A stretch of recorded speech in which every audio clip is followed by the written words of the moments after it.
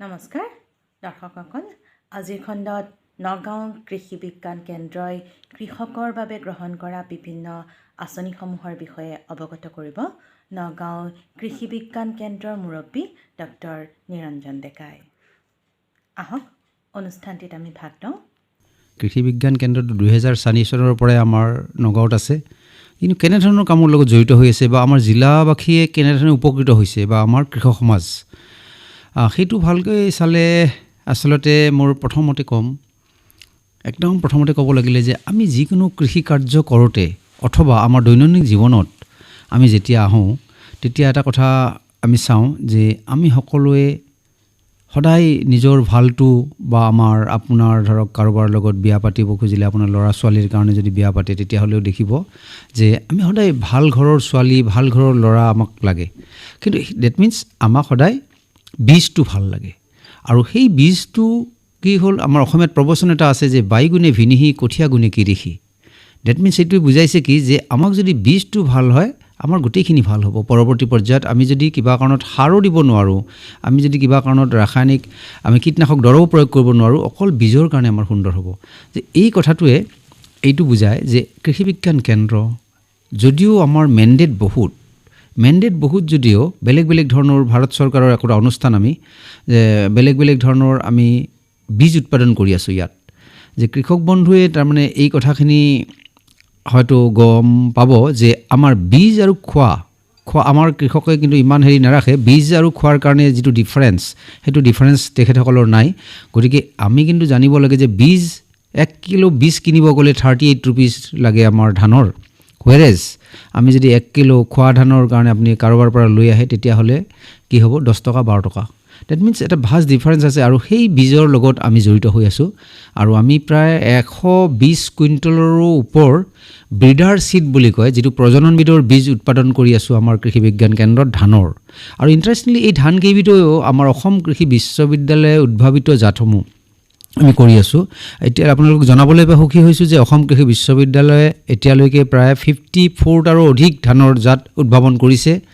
গতিকে এই জাতসমূহৰ ভিতৰত হ'ল আমাৰ অতিকে জনপ্ৰিয় এতিয়া হৈছে ৰঞ্জিত চাবুৱান আমি কৰি আছোঁ স্বৰ্ণ চাবুৱান ৰঞ্জিত চাবুৱান গীতেশ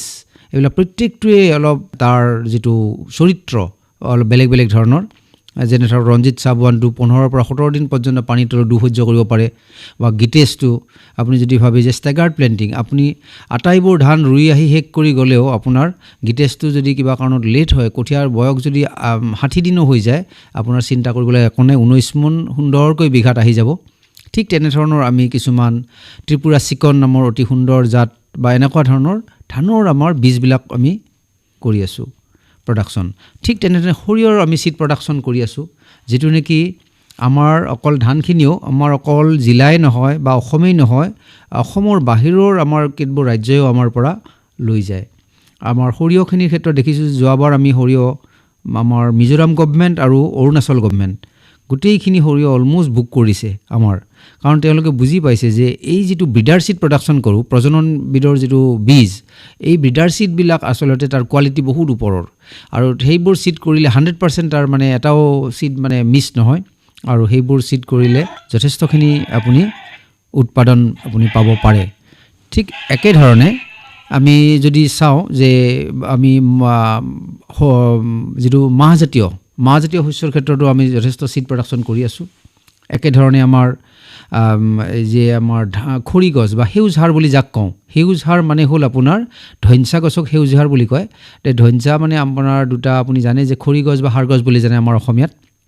যে সেইবিলাকৰ বীজ উৎপাদন কৰোঁ আৰু সেই বীজবিলাক ইমানেই দৰকাৰী এতিয়া যিকোনো বেমাৰেই হওক বা কিবাই হওক মাটিখিনি উৰ্বৰ কৰাৰ কাৰণে এতিয়া যিটো আমাৰ প্ৰধানমন্ত্ৰী নৰেন্দ্ৰ মোদী ডাঙৰীয়াৰ যিটো ক্লেৰিয়ন কল অৰ্গেনিক ফাৰ্মিঙৰ ওপৰত তাৰ এটা ডাঙৰ কম্পনেণ্ট হৈছে যেনেকৈ কেঁচু সাৰ গোবৰ সাৰ বা গৰু মুত বা এনেকুৱা লগতে কিন্তু এটা সেউজ সাৰ বা ধইঞ্চা ঠিক তেনেকৈ আমি ধইঞ্চাৰ বীজ বিভিন্ন ঠাইত আমি চিড প্ৰডাকশ্যন কৰি আমাৰ চেল হৈ থাকে আমাৰ অৰুণাচল গভমেণ্টৰ পৰা আৰম্ভ কৰি ইয়াতে যে এইবিলাক কৰাৰ উপৰিও আমি যথেষ্ট সজাগতা আমি প্ৰগ্ৰেম কৰি আছোঁ ধৰক আমাৰ চিড প্ৰডাকশ্যন ফাৰ্মাৰ্ছৰ ফিল্ডত কেনেকৈ কৰে আমি কৰি আছোঁ আমাৰ নিচেই ওচৰতে চিড প্ৰডাকশ্যন বীজ উৎপাদন কৰি আছোঁ ধানৰ প্ৰায় 8 হেক্টৰ মাটিত গতিকে 50-60 বিঘা মাটিত আমি সিড প্ৰডাকশ্যন বীজ উৎপাদন কৰিছোঁ। ৰঞ্জিত চাবুৱান খেতিয়কে নিজেই তেখেতসকলে কৰিছে, ইনভলভ হৈছে। আৰু আমি কি কৰিছোঁ যে সেই ধান বীজখিনি আমি কিনি ল'ম, কিনি লৈ তেখেতসকলক উপযুক্ত দাম দিয়া হ'ব। গতিকে সেইটো এটা ডাঙৰ মানে এটা হেৰি হৈছে। অলপতে আমি ভালেকেইখন আমি গাঁও উদ্বোধন কৰিলোঁ। কিহৰ? এখন হ'ল মৌ গাঁও, এখন হ'ল আপোনাৰ শুনি ভাল পাব ৰেইনবো ৰোষ্টাৰ নামৰ আমাৰ যিটো মুৰ্গীৰ, ৰেইনবো ৰোষ্টাৰ মুৰ্গীৰ আমি মুৰ্গীৰ এখন গাঁও কৰিছোঁ। ৰেইনবো ৰোষ্টাৰটো কেনেকুৱা যে আপুনি সেই প্ৰজাতিটো এনেকুৱা যে ডুৱেল পাৰপাছ, আপুনি মাংসৰ কাৰণেও আৰু কণীৰ কাৰণেও। যে কণী 180+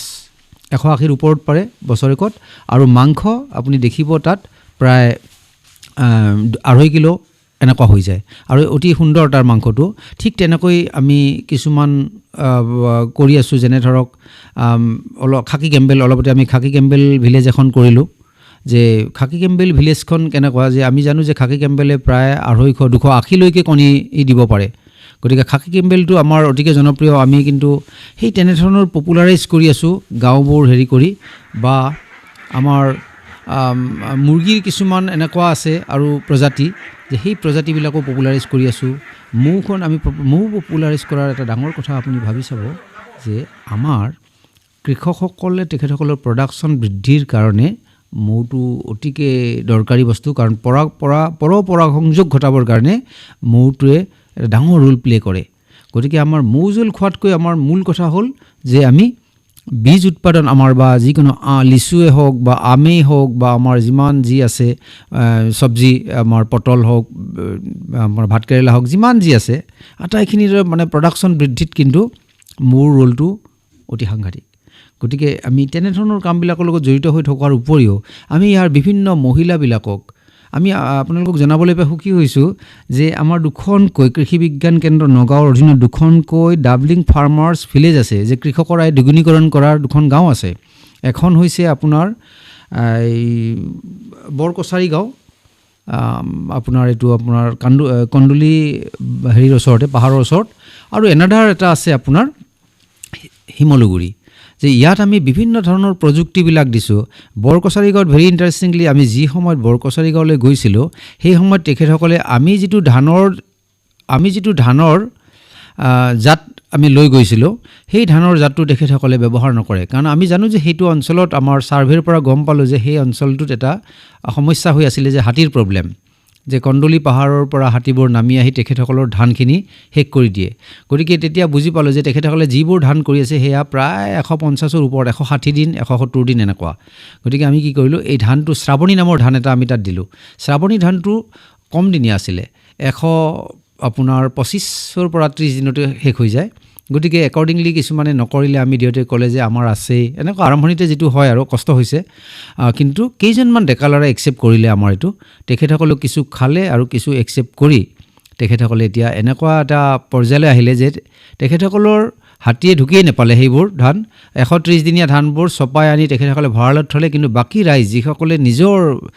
খুচিমতে তেখেতসকলৰ বা কোনো জাতৰ ওপৰত বিশেষ জ্ঞান নাছিলে, তেখেতসকলে পৰম্পৰাগতভাৱে কৰি থকা যিবিলাক কৰি আছিলে, তেওঁলোকে কিন্তু ধান বচাব নোৱাৰিলে।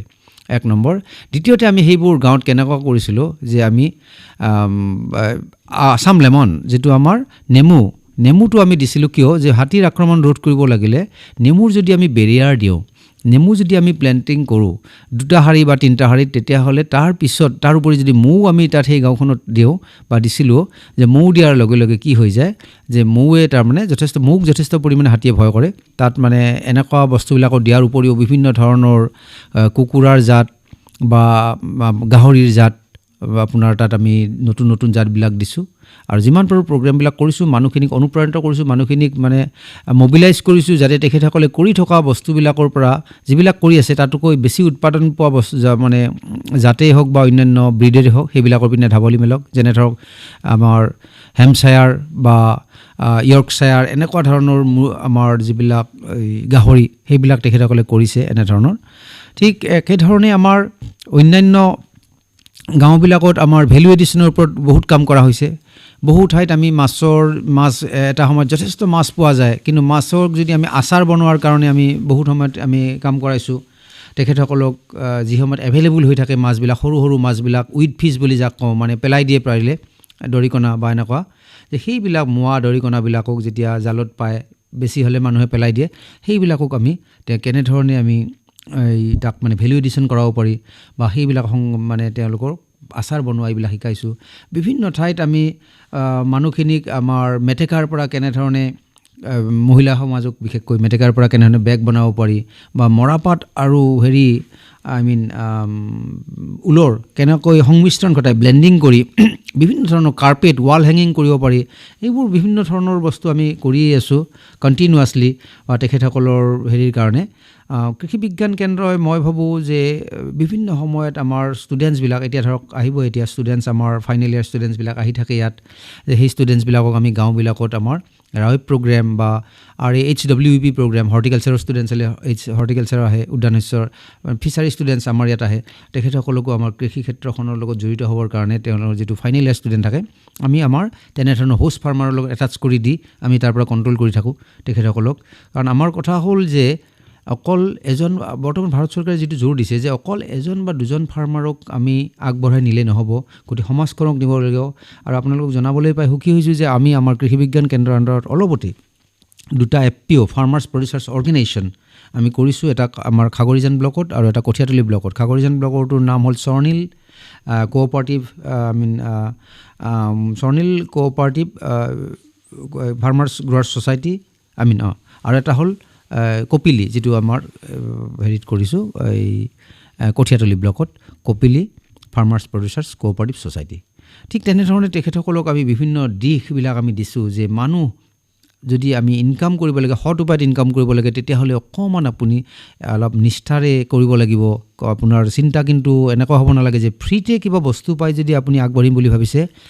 আমি সেইটো ডিছকাৰেজ কৰোঁ ষ্ট্ৰিক্টলি কাৰণ মই জানো যে ফ্ৰীতে মানুহ তেনেকৈ বস্তু পালে তাৰ মূল্যবোধটো তেওঁ বুজি নাপায় কিন্তু যদি জ্ঞানটো মেইন বস্তু কাৰণ কৃষি বিজ্ঞান কেন্দ্ৰ কিন্তু আচলতে নলেজ হাব বুলি কয় জ্ঞানৰ কেন্দ্ৰ কাৰণ ভেৰি ইণ্টাৰেষ্টিংলি কৃষি বিজ্ঞান কেন্দ্ৰ এটা ব্যতিক্ৰমধৰ্মী অনুষ্ঠান য'ত আপুনি দেখিব বিভিন্ন ধৰণৰ বিজ্ঞানী আছে কাৰণ কোনো অফিচত আপুনি কোনো ডিপাৰ্টমেণ্টত এনেকুৱা বেলেগ বেলেগ লাইনৰ মানুহ নাপায় এগ্ৰিকালচাৰ হ'লে এগ্ৰিকালচাৰ ভেটেনাৰী হ'লে ভেটেনাৰী ফিচাৰী হ'লে ফিচাৰী কিন্তু ইয়াত এগ্ৰিকালচাৰ ভেটেনাৰী ফিচাৰী বা আমাৰ কমিউনিটি ছায়েন্স বা horticulture plant protection soil science বিভিন্ন ধৰণৰ বিভাগৰ মানুহখিনি বিজ্ঞানীখিনি ইয়াত সাঙুৰ খাই আছে গতিকে মই ভাবোঁ যে এই ধৰণৰ যিখিনি আমি এটা কাম কৰি আছোঁ এই কামটো যথেষ্টখিনি মানে আমাৰ ফাৰ্মাৰ ফ্ৰেণ্ডলি আৰু ফাৰ্মাৰ্ছ অবভিয়াছলি উপকৃত হ'ব কাৰণ আমাৰ আমি বছৰেকত বিভিন্ন ধৰণৰ আমাৰ কৃষক বন্ধু বিভিন্ন ক্ষেত্ৰখনৰ কৃষক বন্ধুসকলক দিহা পৰামৰ্শ দি থাকোঁ বিভিন্ন ধৰণে আৰু আমি কৃষকৰ ভালৰ কাৰণে উন্নতিৰ কাৰণে আপুনি আজি চাওক যদি ভাবে যে কিছুমান এনেকুৱা প্ৰগ্ৰেম আছে দেখাত সৰু but it ছিগনিফাইজ a long great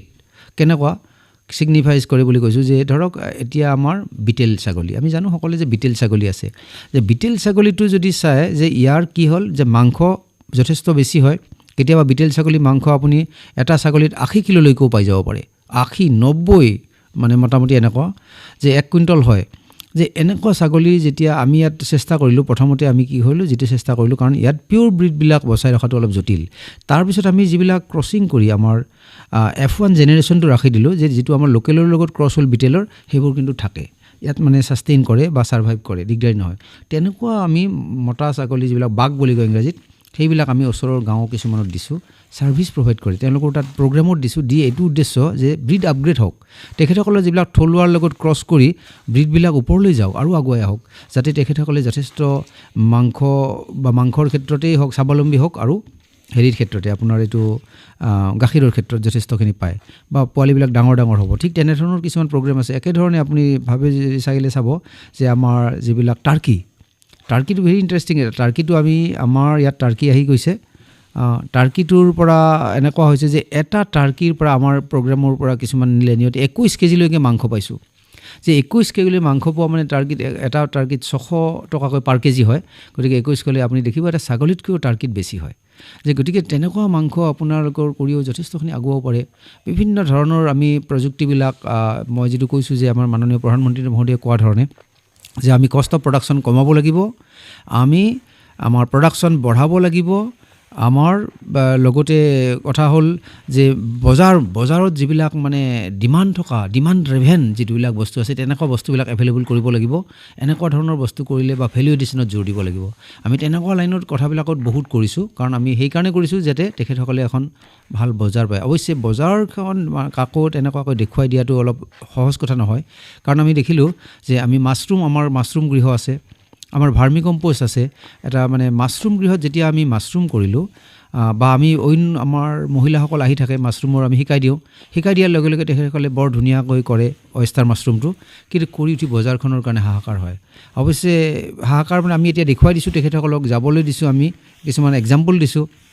যে আমাৰ ইয়াতেও তেনেকুৱা আছে অসমখনতে, যে নলবাৰী বানেকুচিত আমাৰ বিপুল কুমাৰ হালৈ আৰু দলিৰাণী দাস হালৈ কি ধৰণে মাছৰুমৰ পৰা তেখেতসকলে কি কৰি আছে, মাছৰুম ভুজিয়া, mushroom cake, mushroom paneer, mushroom biscuits, mushroom pickle, mushroom দৈ, যে সেইবোৰ আমি নিজে টেষ্টো কৰিছোঁ আৰু তেখেতসকলক কৈছোঁ চাওক এয়া হ'ল চাম এক্সাম্পলছ অফ মানে আমি নিয়ে ভেলু এডিশ্যনৰ। গতিকে আমি তেনেকুৱাকৈ সমাজখনক আগুৱাই নিব পাৰোঁ। আমি ইয়াতে ভাৰ্মি কম্প'ষ্টৰ এজন ল'ৰাক ছাকচেছফুল এক্সাম্পল, আৰু সেইটো এটা ট্ৰেইনিং দিয়াৰ পিছত ট্ৰেইনিংটো লৈ তাৰ 1.5-2 বছৰ পিছত ক্লাছ 8লৈ পঢ়া ল'ৰা এজনে এতিয়া ইমানখিনি আগুৱাই গ'ল যে সি দুখন নিজেই 1.5 বছৰৰ ভিতৰত ট্ৰাক দুখন কিনি তাৰ সেই কেঁচুসাৰবিলাক সি এতিয়া গোটেই বাগানে দিয়া আৰম্ভ কৰি দিছে। আৰু তাৰ বেকগ্ৰাউণ্ডটো খুবেই মানে দুৰ্বল ইন এ চেন্স কৈছোঁ, ক্লাছ 8লৈ পঢ়া ল'ৰা, আৰু ঘৰত 5জনী গাই আছিলে আৰু তাৰ গাখীৰেৰে চলিছিল পৰিয়ালটো। এতিয়া সেই মানুহজনৰ জীৱনত টাৰ্ণিং পইণ্ট আহি গৈছে যে এই কেঁচুসাৰটো মানে প্ৰথম অৱস্থাত আমি এনেকুৱা হৈছিলে যে এই কেঁচুসাৰ ক'ত বিকিব। আমি যেনিবা তাক অকণমান দিশা এটা দেখাই দিছিলোঁ, দিশ এটা, যে অসম কৃষি বিশ্ববিদ্যালয়ে তাৰ উৎপাদিত বস্তুখিনি জাষ্ট মানে এনালাইচিছৰ কাৰণে পঠিয়াইছিলোঁ মই, আৰু সেইখিনি এনালাইচিছ খুব সুন্দৰ হ'ল, আহি গ'ল সেইখিনি ৰিপৰ্ট সুন্দৰ। তাৰপিছত তাৰ জীৱন আৰম্ভ হৈ গ'ল বেলেগ ধৰণে। আৰু কিছুমান বজাৰখন প্ৰথমতে পোৱা নাছিল কাৰণে আমি বজাৰখনত কৰিলোঁ কি, আমাৰ অফিচিয়েলি তাক 10,000 টকাৰ আৰম্ভণিতে আমি দিছিলোঁ যে আমাক দৰকাৰ, আমি কিনিব লাগে, তাৰ আমি কেঁচুসাৰটো কিনিলোঁ আমাক লগাখিনি। কিনাৰ পিছতে সি আৰু এতিয়া ঘূৰি চাব নালাগে, সি গোটেই উজনিৰ যিমান বাগান বুলি ক'লেও ভুল নহয়, গোটেই উজনিত সি এতিয়া ছাপ্লাই দিয়ে। এতিয়া 3 নম্বৰখন ট্ৰাকৰ কথাই চিন্তা কৰিছে, কাৰণ ইমান বেছি ডিমাণ্ড হৈছে তাৰ বস্তুটো। কাৰণ মই তাক এটা কথা কৈছিলোঁ যে তুমি কেতিয়াও কোৱালিটিত কম্প্ৰমাইজ নকৰিবা। কোৱালিটিত যেতিয়াই কম্প্ৰমাইজ কৰা হয় তেতিয়াই মানে তুমি তল পৰি যাবা, তুমি এদিন সৰি পৰিবা। গতিকে সি মোক কথা দি এতিয়া ধুনীয়াকৈ আগবাঢ়ি আছে। আমাৰো ভাল লাগে ছাকচেছ ষ্টৰিবিলাক দেখিলে। আমাৰ যিমান যুৱ প্ৰজন্ম আছে আমি আটাইকে মই হিয়া উগাৰি কওঁ এইবিলাক কথা, যে তোমালোকো তেনেকুৱা হোৱা, কাৰণ এইটো 1.5 পৰা 2 বছৰৰ ঘটনা, এনেকুৱা খুব কম ৰেয়াৰ থাকে এক্সাম্পল।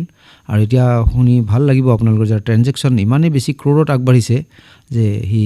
বহুত বেছি আগুৱাই গৈছে। ক'লে এই কথাখিনি আমাৰ কৃষকৰ গুৰিলৈ নিব লাগিব। এই কথাখিনি কৃষকৰ ওচৰলৈ নিয়তে অকল আমিয়েই নোৱাৰোঁ, কাৰণ আমি এটা হ'ল সৰু অনুষ্ঠান য'ত মাত্ৰ আমাৰ মোৰ লগত 6জন বিজ্ঞানী থাকে। এই 6জন বিজ্ঞানী আমাৰ তাত কামেই কৰিব, ছয়েল লেবৰেটৰীত ছয়েল হেল্থ কাৰ্ডেই বনাব, নে বিভিন্ন আমাৰ ট্ৰায়েল থাকে। সেই ট্ৰায়েলবিলাক আমাৰ গোটেই মেণ্ডেট কিছুমান থাকে, একশ্যন প্লেন মতে আমি কৰিব, সেইবোৰেই কৰিব। OFT FLD ফাৰ্মাৰ্ছৰ ফিল্ডত আমাৰ কিছুমান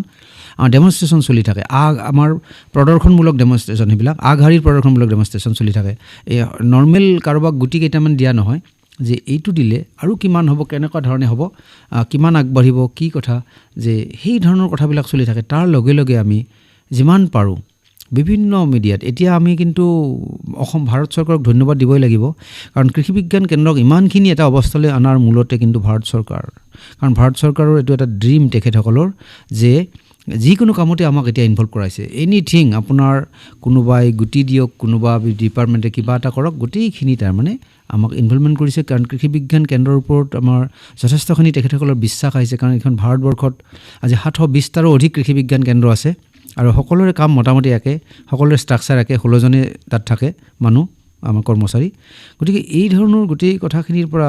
গম পাই আমাৰ বহুত দায়িত্ব আছে, আৰু আছে, আমি আগুৱাই নিব লাগিব সমাজখনক। কিন্তু যথেষ্টখিনি মানে মই হোৱা বুলি ভাবিছোঁ আগতকৈ। কিয় যে আমাৰ যি ডাবলিং ফাৰ্মাৰ্ছ ইনকামৰ ভিলেজ আমাৰ 2খন হৈছে, তাৰ পৰাও গম পোৱা গৈছে যে মানুহে আজিকালি বহুত কথা জানে। মানুহে এতিয়া আগৰ দৰে মানে যিকোনো জাত এটা পালেই মানে ৰুই নথয়, তেওঁ বাৰম্বাৰ সোধে যে যে এই আলুটো কি, এইটো চিপছ বনাব পাৰিমনে, এই আলুটো চিপছ বনাব পাৰিলে তেওঁলোকে বুজা হৈছে যে তেওঁলোকে এইটো আমাৰ যিটো কুফ্ৰি চিপচনা সেইটো এটা ভাল জাত তেনেকুৱা কৰিব তেওঁলোকে বিহাৰ আৰু কলকাতা বুলিয়ে অকল মানে আলু বুলি ক'লে বুজি নাপায় তেওঁলোকে আজিকালি জনা হৈছে যে কুফ্ৰি জ্যোতি কৰিছে কুফ্ৰি পোখৰাজ মই কাইলৈ গৈ আছোঁ কুফ্ৰি পোখৰাজ চাবলৈ আমাৰ য'ত ট্ৰায়েল চলি আছে কুফ্ৰি পোখৰাজ চাবলৈ গৈ আছোঁ কাৰণ এইবিলাক হ'ল খুব ভাল জাত অধিক উৎপাদনক্ষম জাত মাত্ৰ 60ৰ পৰা 75 ডেজতে শেষ তাৰমানে 2 মাহ 2.5 মাহত খেল খতম কিন্তু আমাৰ আলুবিলাকতো বহুত বেছি 120 দিনলৈ লাগে যিবিলাক আপোনালোকে কৰি থাকে গতিকে সেই ধৰণৰ কথাবিলাকলৈ অলপ জনা হৈছে যে কি কুফ্ৰি মেঘা কুফ্ৰি বা আজিকালি জনা হৈছে আমাৰ কিছুমান ভাল ভাল খেতিয়ক আছে দেই আপোনাৰ ডাকৰঘাট বা এইটো অঞ্চলত এই য়ং জেনেৰেশ্যনে গম পোৱা হৈছে যে আমি গৰমৰ দিনত বিলাহী নালাগে সেইটো আমি জানো কিয় নালাগে বৰষুণৰ কাৰণে আৰু টেম্পাৰেচাৰৰ কাৰণে এতিয়া আমি কিছুমান টেকন'লজি এপাৰ প্ৰজেক্ট আমাৰ আহি গৈছে এপাৰ প্ৰজেক্টৰ জৰিয়তে আমি বহুত টেকন'লজি আহি গৈছে আৰু বহুত কৃষকক আমি সামৰি ল'ব পাৰিছোঁ তেওঁলোকে গৰমৰ দিনত April May June July August September up to ইমানলৈ কি কৰে ধুনীয়াকৈ এটা তাত মানে ডাঠ চিট এটা আছে পলিথিনৰ এটা পলিথিন ঘৰ এটা আছে ওপৰত বাকীবিলাক খোলা ওপৰত যিটো 200 মাইক্ৰনৰ থিকনেছ এটা ট্ৰেন্সপাৰেণ্ট UV ষ্টেবিলাইজ তাৰ মাজেৰে লাইট পাছ হৈ আহে কিন্তু এই আল্ট্ৰাভায়লেট ৰেটো নাহে তাৰ তলত তেওঁলোকে ওখকৈ ধুনীয়াকৈ অনুপ নামৰ বিলাহীৰ জাতটো লগাইছে যে লগোৱাৰ কাৰণে কি হৈছে অলপ ঘনকৈ লগাইছে আৰু সেইবিলাক যেতিয়া ফ্লাৱাৰিঙত আহিব কাৰণ বৰষুণ নপৰে তাত পানী ব্যৱস্থা কৰিছে ওখ কৰি দিছে ধুনীয়াকৈ বৰষুণ নপৰে কিন্তু এটা কথা হ'ল কি টেম্পাৰেচাৰটো বেছি কাৰণে ফুলে তাত কাষতে যিবিলাক অপেনত লগাইছে সেইবিলাকৰ মানে বৰষুণ পৰে কাৰণে সেইবিলাক মৰিয়ে গ'ল এপ্ৰিল মে জুন জুলাইত কিন্তু মৰা নাই কিন্তু কি হৈছে তাত 4CPC নামৰ এটা হৰম'ন স্প্ৰে কৰা হয় সেই হৰম'নটো স্প্ৰে কৰাৰ লগে লগে তাত ফুলটো সৰি নাযায় ফুলৰ পৰা ফললৈ পৰিৱৰ্তন হয় ধুনীয়াকৈ গতিকে সেইবিলাক কথা যেতিয়া বুজা হৈছে তেওঁলোকে কৈছে ছাৰ আমি আৰু শীতকালি ইমান কষ্ট কৰি দুটকীয়া বিলাহী নকৰোঁ কাৰণ দুটকীয়া বিলাহী কৰাৰ নামত চিগতে যিমান খৰচ হয় সেইখিনি পইচা ইয়াত দেখোন মই 40 টকা পাওঁ ইয়াতে লৈ যায় আহি এইবাৰ বিলাহীৰ দাম বেছি আছিলে সেইটো বেলেগ কথা সেইটো এটা চেপ্টাৰ কিন্তু তাৰ পৰা আহি লৈ যায় যে এই কথাখিনি বুজাইছে যে আমাৰ ফাৰ্মাৰবিলাক সজাগ হৈছে তেওঁলোকে বুজা হৈছে যে কি অনুপ ভেৰাইটি কি আৰ্কা ৰক্ষক কি আৰ্কা অৱেদ এই কথাবিলাক জানিলেহে আমাৰ হ'ব মই আগতেও কৈছোঁ যে সেইকাৰণে কৈছোঁ যে বাইগুণে ভিনিহি কঠীয়া গুণে কৃষি আমি যি খেতিয়েই নকৰোঁ ব্ৰহ্মৰ খেতি কৰি একো লাভ নাই 10 বিঘা মাটিত কোনোবাই যদি সৰিয়হ কৰি 20 মোন সৰিয়হ পাইছে সেইটো একো ক'বলগীয়া নহয় কিন্তু যদি কোনোবাই 2 বা 3 বিঘাতে সেইখিনি পাইছে ডেট ইজ ইম্পৰ্টেণ্ট আৰু আমাৰ বৰ্তমান সেইটো কথাতে চলি আছে এই কথাখিনি বৰ দৰকাৰী কথা আপুনি যিখিনি ক'লে আমাৰ কৃষকেও নিজেও যেতিয়া খেতি এডৰা কৰোঁতে বিভিন্ন সমস্যা আহে আপোনালোকৰ লগত যোগাযোগ কৰিব পাৰে বা আপোনালোকে তাত পৰিদৰ্শন কৰি যাব পাৰে নহয় জানো এই সুযোগতে আমাৰ কৃষক সমাজক আপুনি চমুকৈ কি ক'ব মই তেখেতসকলকতো মই ধৰক জিলাৰ বিভিন্ন সময়ত যিকোনো প্ৰগ্ৰেম হ'লে মই অকল জিলা বুলি নহয় বাহিৰতো কৃষকসকলক আমি তেখেতৰ কাৰণে যি এমুঠি আমি খাই আছোঁ আৰু তেখেতসকলক মই অনুৰোধ জনাইছোঁ যে এনিথিং কাম কৰাৰ আগতে সদায় কাম কৰাৰ আগতে মই কৈছোঁ যে ভাবিয়া চিন্তা কৰিও ভাৱনা কৰি উঠি মোক সুধিলে লাভ নাই চাপ'জ আজি ষ্ট্ৰবেৰীৰ কথা এজনে সুধিছে যে যদি তেওঁ ষ্ট্ৰবেৰী কৰে তাৰ আগতে যদি আমাৰ লগত যোগাযোগ কৰে যে ছাৰ ষ্ট্ৰবেৰী কৰাৰ মনত ইচ্ছা আছে মাটিটো পৰীক্ষা কৰিব পাৰিলে ভাল আছিল যে কেনেধৰণৰ মাটি আৰু ইয়াত যদি কি জাত কৰিলে ভাল হয় কিমান স্পেচিং চাইণ্টিফিক কথাখিনি আমাৰ পৰা ধুনীয়াকৈ জানি ল'ব পাৰে কাৰণ এতিয়া চাওক কিছুমান ঠাইত এতিয়াও পাব আপুনি আমাৰ কিছুমান এনেকুৱা অঞ্চল আছে সেই কোনো আমাৰ কথা মতে নচলে তেওঁলোকৰ হ'ল কি যিবিলাক ডিলাৰৰ কথা মতে চলে ডিলাৰবিলাকে ধৰক কৈ দিব যে আপোনাক দিয়ক ইমান কেজি সাৰ দিয়ক ইমান এইটো হ'লে ইমান বোলে পেষ্টিচাইড মাৰি দিয়ক কাৰণ তেওঁলোক কনচাৰ্ণ নহয় এটা কথা কনচাৰ্ণ নহয় তেওঁলোকক নদখো মই সেইকাৰণে ভাৰত চৰকাৰক আমি এইবাৰ বা অসম চৰকাৰকো আমি ধন্যবাদ জনাইছোঁ যে আজিকালি এনি তেওঁলোকে ডিলাৰৰ এটা ট্ৰেইনিং ল'বই লাগে প্ৰশিক্ষণ আৰু সেইটো কৃষি বিজ্ঞান কেন্দ্ৰত ল'বলৈ দিছে কৃষি বিভাগে চিলেক্ট কৰিব যিখিনি ক্ৰাইটেৰিয়া আছে আৰু কৃষি বিজ্ঞান কেন্দ্ৰত আমি দিলোঁ এটা ফাৰ্ষ্টটো দিলোঁ আৰু এটা ছেকেণ্ডটো হ'বলৈ গৈ আছে আমাৰ নগাঁৱৰ হোজাই ডিষ্ট্ৰিক্টৰ হ'ব ডিলাৰখিনিৰ ইমান পৰে নগাঁও কৃষি বিজ্ঞান কেন্দ্ৰই কৃষকৰ বাবে গ্ৰহণ কৰা বিভিন্ন আঁচনিসমূহৰ বিষয়ে অৱগত কৰিলে নগাঁও কৃষি বিজ্ঞান কেন্দ্ৰৰ মুৰব্বী ডক্টৰ নিৰঞ্জন ডেকাই আজিৰ খণ্ড ইমানতে সামৰিলোঁ নমস্কাৰ